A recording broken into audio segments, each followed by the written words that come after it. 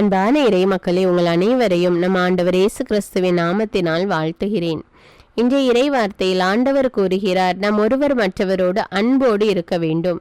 இது ஏதோ ஒரு புதிய கட்டளை இல்லை. இந்த கட்டளை தொடக்கத்திலிருந்தே இருக்கிறது. நாம் ஒருவர் மற்றவர் மீது அன்பு செய்து வாழ வேண்டும். தந்தையாம் கடவுள் நாம் பாவத்திலிருந்து மீட்பு பெற வேண்டும் என்பதற்காக தன்னுடைய ஒரே மகனையே இந்த பூமிக்கு மனிதனாக அனுப்பினார்.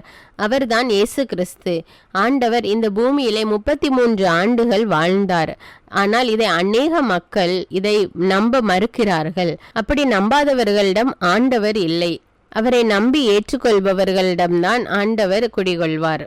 ஆண்டவர் இயேசு இந்த பூமியில் வாழ்ந்தபோது நாம் பட்ட அனைத்து துன்பங்களை, அதைவிட மேலான துன்பங்களை அவர் அனுபவித்தார். அவர் தன்னுடைய பெற்றோருக்கு கீழ்ப்படிந்து 30 ஆண்டுகள் வாழ்ந்து தச்சு தொழிலை தான் செய்தார். அதன் பிறகுதான் நற்செய்தி பறைசாற்றுவதில் தன்னை முழுமையாக அர்ப்பணித்தார். ஆகையால் ஆண்டவர் இயேசு கிறிஸ்துவை விசுவசித்து அவரை ஏற்றுக்கொள்கிற ஒவ்வொருவரோடும் ஆண்டவர் இருக்கிறார். நீங்களும் ஆண்டவரை விசுவசித்து ஏற்றுக்கொள்ளுங்கள். அவர் காட்டுகிற வழியிலே நடங்கள். அப்பொழுது ஆண்டவர் உங்களையும் உங்கள் குடும்பத்தாரையும் நிறைவாக ஆசீர்வதிப்பார். அன்பின் ஆண்டவரே, உம்மை போற்றுகிறோம். இயேசுவே, உம்மை ஆராதிக்கிறோம். ஆவியானவரே, உமக்கு நன்றி கூறுகிறோம். விண்ணக தந்தையே, அரசருக்கெல்லாம் அரசரே, எல்லா துதிகன மகிமைக்கும் பாத்திரமுள்ள தேவனே, உம்மை ஆராதிக்கிறோம். உமக்கு நன்றி கூறுகிறோம். அப்பா, இந்த அதிகாலை வேளையிலே இந்த நாளுக்கான ஆசீர்வாதத்திற்காக உம்முடைய சமூகத்திலே வந்து நிற்கிறோம். அப்பா, உம்மை நோக்கி கூப்பிடுகிறோம். அப்பா, எங்கள் ஒவ்வொருவரையும் இந்த நாளுக்கான ஆசீர்வாதத்தினால நிரப்பும். அப்பா, அன்பின் ஆண்டவரே, பாலை நிலத்தை தண்ணீர் தடாகமாக மாற்றுகிறவரே, எங்களுடைய வாழ்க்கை பாலை நிலம் போல வறண்டு போயிருக்கிறது. அப்பா, இப்படி வறண்டு வாடிய நிலைமையிலே இருக்கிறோம். அப்பா, எங்களுடைய வாழ்விலே ஒரு செழிப்பை உண்டாக்கும் ராஜா, முன்னேற்றத்தை கொடும் தேவனே. நீரோடையோரம் நடப்பட்ட மரம் போல செழித்தோங்க எங்களுக்கு உதவி செய்யும். அப்பா, எங்களுடைய வாழ்வு செழித்தோங்கட்டும் ராஜா.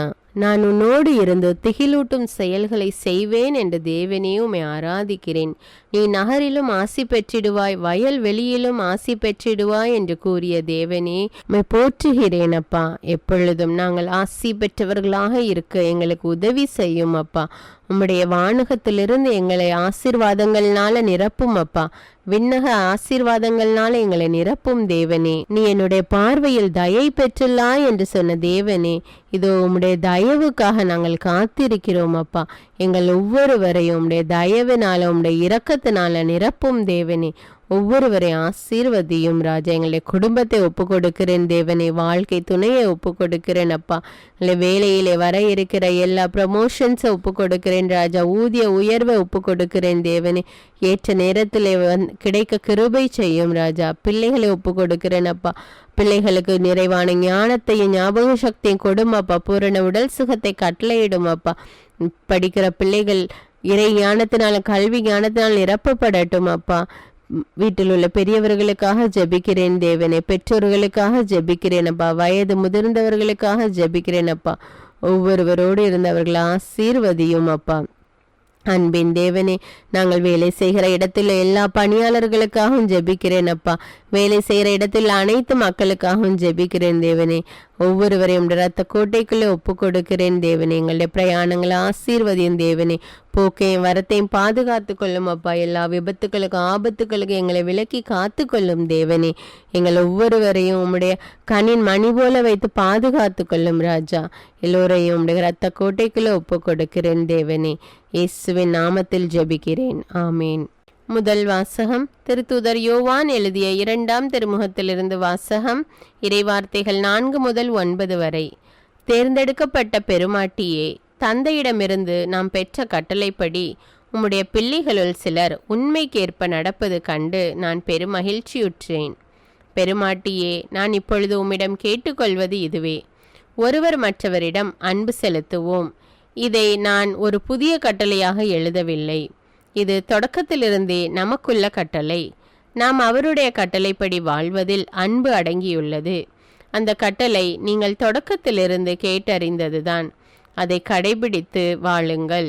ஏனெனில் ஏமாற்றுவோர் பலர் உலகில் தோன்றியுள்ளனர். இயேசு கிறிஸ்து மனிதராக வந்தவர் என்னும் உண்மையை இவர்கள் ஏற்றுக்கொள்வதில்லை. இவர்களே ஏமாற்றுவோர், எதிர்கிறிஸ்துக்கள்.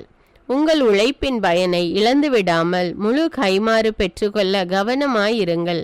கிறிஸ்துவின் போதனையில் நிலைத்திராமல் வரம்பு மீறி செல்வோர் கடவுளை கொண்டிருப்பதில்லை.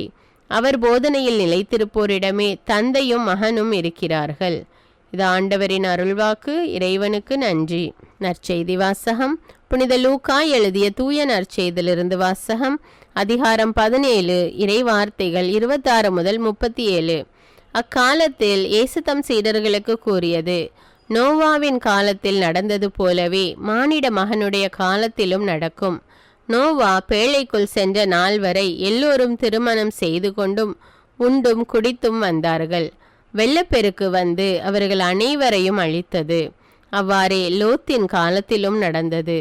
மக்கள் உண்டார்கள், குடித்தார்கள், வாங்கினார்கள், விற்றார்கள், நட்டார்கள், கட்டினார்கள். லோத்து சோதோமை விட்டு போன நாளில் விண்ணிலிருந்து பெய்த தீயும் கந்தகமும் எல்லாரையும் அழித்தன.